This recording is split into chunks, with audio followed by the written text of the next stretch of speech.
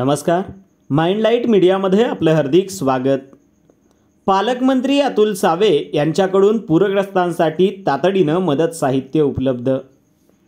नांदेड जिल्ह्यातील पूरग्रस्तांच्या मदतीसाठी जिल्ह्याचे पालकमंत्री अतुल सावे यांनी तातडीनं औषधं व जीवनोपयोगी साहित्य उपलब्ध करून दिले आहे।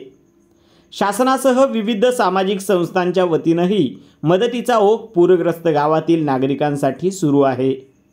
मुखेड तालुक्यातील लेंडी धरणाच्या प्रभाव क्षेत्रात झालेल्या अतिवृष्टीमुळे मुक्रमाबाद, हसनाळ, रावणगाव, भिंगोली, भासवाडी या गावांमध्ये पूरस्थिती निर्माण झाली होती।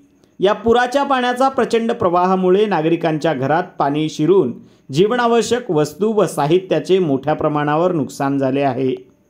दरम्यान पालकमंत्री अतुल सावे यांनी पूर परिस्थितीची तातडीनं दखल घेऊन पूरग्रस्तांसाठी मदत साहित्य उपलब्ध करून दिले आहे।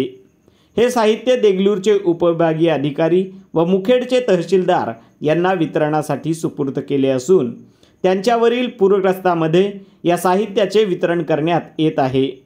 या साहित्यात प्रामुख्याने दैनंदिन वापरातील कपडे, sari, t-shirt, track pant, towel आणि जीवनावश्यक औषधे, पॅरासिटामॉल टॅब्लेट स्ट्रीप, ORS इत्यादी साहित्यांचा समावेश आहे।